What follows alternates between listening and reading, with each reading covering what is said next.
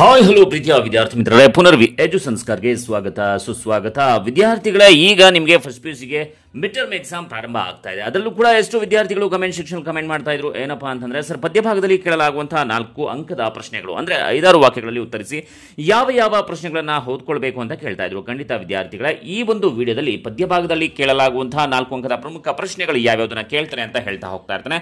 ಜೊತೆಗೆ ಈ ಒಂದು ಕ್ವಶನ್ಸ್ ನ ಮನೆಯಲ್ಲಿ ಪ್ರಾಕ್ಟೀಸ್ ಮಾಡ್ಕೊಳ್ಳಿ. ನೆಕ್ಸ್ಟ್ ವಿಡಿಯೋದಲ್ಲಿ ಗದ್ಯ ಭಾಗದ 4 ಅಂಕದ ಪ್ರಶ್ನೆಗಳನ್ನ ತಿಳಿಸ್ಕೊಡ್ತಾ ಹೋಗ್ತಾ ಇರ್ತಾನೆ. ಜೊತೆಗೆ ಎಲ್ಲಾ ವಿಡಿಯೋಗಳು ಪ್ಲೇ ಲಿಸ್ಟ್ ಅಲ್ಲಿ ಸಿಗ್ತಾ ಹೋಗ್ತಾ ಇರುತ್ತೆ, ನೀವು ವೀಕ್ಷಣೆಯನ್ನ ಮಾಡಬಹುದು. ಜೊತೆಗೆ ನಿಮಗೆ ಯಾವ ಒಂದು ಸಬ್ಜೆಕ್ಟ್ಸ್ ಬೇಕು ಅನ್ನೋದನ್ನ ಕಮೆಂಟ್ ಸೆಕ್ಷನ್ ಅಲ್ಲಿ ಕಮೆಂಟ್ ಮಾಡಿ. ನಂತರ ಈ ವಿಡಿಯೋನ ಎಲ್ಲ ಫ್ರೆಂಡ್ಸ್ಗೂ ಕೂಡ ಶೇರ್ ಮಾಡಿ. ಮರಿದನೆ ನಮ್ಮ ಚಾನಲ್ ಅನ್ನ ಸಬ್ಸ್ಕ್ರೈಬ್ ಮಾಡ್ಕೊಳ್ಳಿ. ಬನ್ನಿ ಈಗ ಪದ್ಯ ಭಾಗದಲ್ಲಿ ಕೇಳಲಾಗುವ 4 ಅಂಕದ ಪ್ರಶ್ನೆಗಳನ್ನ ನೋಡ್ತಾ ಹೋಗೋಣ. ಅದರಲ್ಲಿ ಮೊದಲನೆಯ ಪ್ರಶ್ನೆ, ದುರ್ಯೋಧನ ರಣರಂಗದಲ್ಲಿ ನಡೆದು ಬಂದ ಬಗೆಯನ್ನು ಕವಿ ಹೇಗೆ ವರ್ಣಿಸಿದ್ದಾನೆ? ಪ್ರಶ್ನೆ 2, ದುರ್ಯೋಧನನು ದುಶ್ಯಾಸನನ್ನು ಕಂಡು ವ್ಯಕ್ತಪಡಿಸಿದ ಭಾವನೆಗಳು ಯಾವುವು? ಪ್ರಶ್ನೆ 3, ಕರ್ಣನ ಉದಾತ್ತ ಗುಣಗಳನ್ನು ದುರ್ಯೋಧನ ಹೇಗೆ ಕೊಂಡಾಡಿದ್ದಾನೆ? ಪ್ರಶ್ನೆ 4, ಆಡಂಬರದ ಭಕ್ತಿಯನ್ನು ಅಲ್ಲಮ ಹೇಗೆ ಖಂಡಿಸುತ್ತಾನೆ? ಪ್ರಶ್ನೆ 5, ಅಲ್ಲಮ ಪ್ರಭುವಿನ ವಚನಗಳ ಆಶಯಗಳೇನು? ಪ್ರಶ್ನೆ 6, ವ್ರತಗಳನ್ನ ಕುರಿತಂತೆ ಗಟ್ಟಿ ವಾಳಯ್ಯನ ನಿಲುವೇನು? ಪ್ರಶ್ನೆ 7, ಹುಟ್ಟು ಸಾವನ್ನು ಮೀರುವುದು ಹೇಗೆಂದು ಅಕ್ಕಮಹಾದೇವಿ ತನ್ನ ವಚನದಲ್ಲಿ ವಿವರಿಸಿದ್ದಾಳೆ? ಪ್ರಶ್ನೆ 8, ಬದುಕು ಸಾರ್ಥಕವಾಗಬೇಕಾದರೆ ಯಾವ ಅಂಶಗಳು ಇರಬೇಕೆಂದು ಅಕ್ಕಮಹಾದೇವಿ ಹೇಳುತ್ತಾಳೆ? ಪ್ರಶ್ನೆ 9, ಶಿವನು ಚೆನ್ನಯ್ಯನ ಮನೆಯಲ್ಲಿ ಊಟ ಮಾಡಿದ ಪ್ರಸಂಗವನ್ನು ವಿವರಿಸಿ. ಪ್ರಶ್ನೆ 10, ಚೋಳರಾಜ ಚೆನ್ನಯ್ಯನನ್ನ ಹುಡುಕಿದ ಬಗೆ ಹೇಗೆ?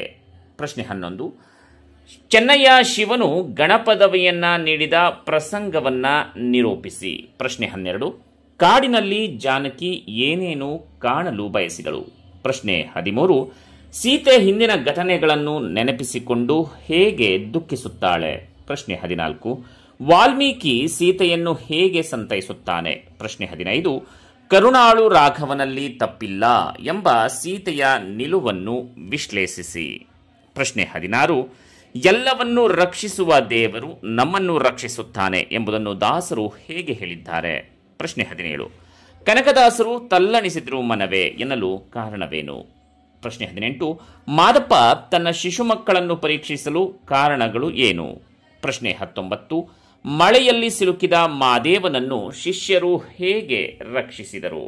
ಪ್ರಶ್ನೆ 20, ಮಾದೇವ ಶಿಷ್ಯರನ್ನು ಹೇಗೆ ಸಲುಹಿದನು? ವಿಶ್ಲೇಷಿಸಿ.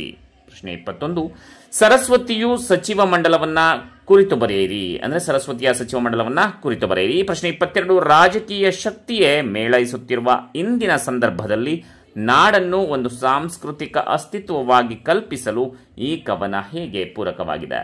ಪ್ರಶ್ನೆ 23, ಕರ್ನಾಟಕ ಎಂಬುದು ಬರೀ ಮಣ್ಣಿಗೆ ಹೆಸರಲ್ಲ ಎಂಬುದನ್ನು ಕವಿ ಹೇಗೆ ಹೇಳಿದ್ದಾರೆ? ಪ್ರಶ್ನೆ 24, ಒಡಲುಗಳ್ಳರು ನಾಡನ್ನು ಹೇಗೆ ಸುಲಿಗೆ ಮಾಡುತ್ತಿದ್ದಾರೆ? ಪ್ರಶ್ನೆ 25, ಸ್ವಾಭಿಮಾನದ ನಾಡನ್ನು ಕಟ್ಟುವಲ್ಲಿ ಕವಿಯು ಹೊಂದಿರುವ ಆಶಯಗಳನ್ನು ವಿವರಿಸಿ. ವಿದ್ಯಾರ್ಥಿಗಳ ಇದಿಷ್ಟು ಪದ್ಯಭಾಗದಲ್ಲಿ ಕೇಳಲಾಗುವಂತಹ 4-5 ಪ್ರಶ್ನೆಗಳು, 4-5 ಅಂಕದ ಪ್ರಶ್ನೆಗಳು. ಜೊತೆಗೆ ನಿಮಗೆ ಯಾವ ಒಂದು ಸಬ್ಜೆಕ್ಟ್ಸ್ ಪಾಸಿಂಗ್ ಪ್ಯಾಕೇಜ್ ಬೇಕು, ಇಂಪಾರ್ಟೆಂಟ್ ಕ್ವಶನ್ಸ್ ಬೇಕು ಅನ್ನೋದನ್ನ ಕಮೆಂಟ್ ಸೆಕ್ಷನ್ ಕಮೆಂಟ್ ಮಾಡಿ. ಈ ಕ್ವಶನ್ಸ್ ನ ಮರಿದೇನೆ ಪ್ರಾಕ್ಟೀಸ್ ಮಾಡ್ಕೊಳ್ಳಿ. ಸೊ ನೆಕ್ಸ್ಟ್ ವಿಡಿಯೋದಲ್ಲಿ ಗದ್ಯ ಭಾಗದ ಇಂಪಾರ್ಟೆಂಟ್ ಕ್ವಶನ್ಸ್ಗಳನ್ನ ತಿಳಿಸ್ಕೊಡ್ತಾ ಹೋಗ್ತಾ ಇರ್ತೀನಿ. ಈ ವಿಡಿಯೋನ ಶೇರ್ ಮಾಡಿ. Thank you.